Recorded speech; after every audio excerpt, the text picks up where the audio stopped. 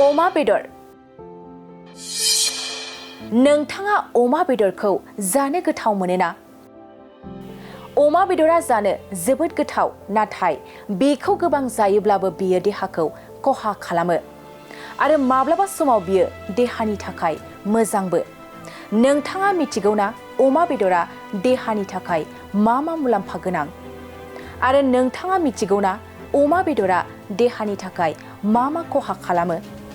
अमा बेदरा प्रटिनजों बुंफबनाय आरो बे प्रटिनानो देहानि बिबांखौ सामलायनाय आरो जौगानायाव बिहोमा होयो आरो गथ'फोरनि बेगेंफोरनि जौगानायनि थाखायबो गोनांथि जायो।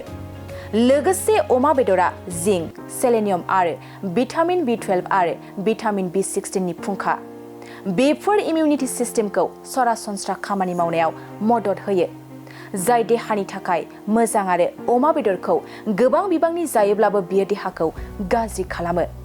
नाथाय बेखौ एसेल' बिबांनि जानाया गोनांथार, मानोना अमा बेदरा देहायाव जानाय ब्लाड प्रेसारखौ बारा खालामो। बेनिखायनो अमा बेदरखौ देहायाव ब्लाड प्रेसार गोनां सुबुंफ्रा जायैया गाहाम। बेनि अनगायैबो अमा बेदरा जोंनि देहायाव गोबां मेजेम सोमजिहोयो।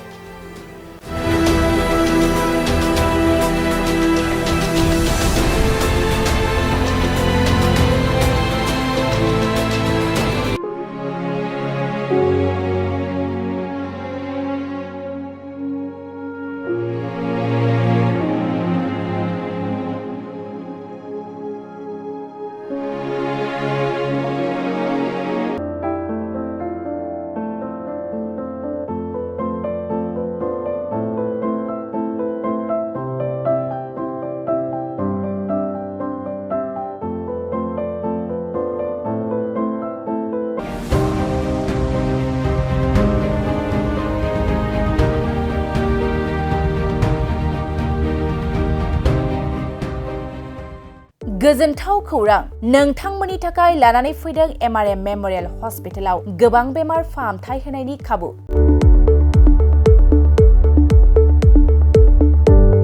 बेमारि सुबुंफोरनि थाखाय गोजोनथाव खौरां, MRM मेम'रियेल हस्पिटालाव मोजां रोंग'थि गोनां डक्टरफोरजों बेमारि सुबुंफ्रा मोजां फाहामथाय लानो हानाय सुबिदाखौ लानानै फैबाय MRM मेम'रियेल हस्पिटाला।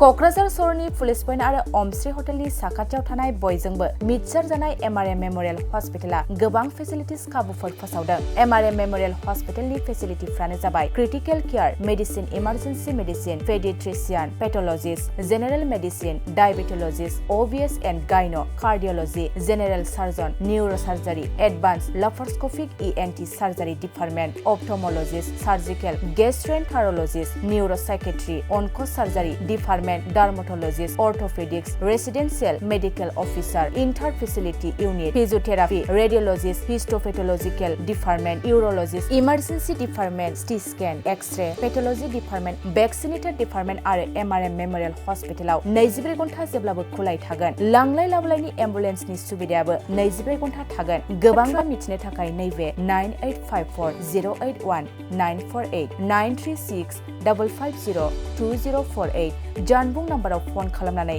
नोंथाङा मिथिनानै लानो हागोन।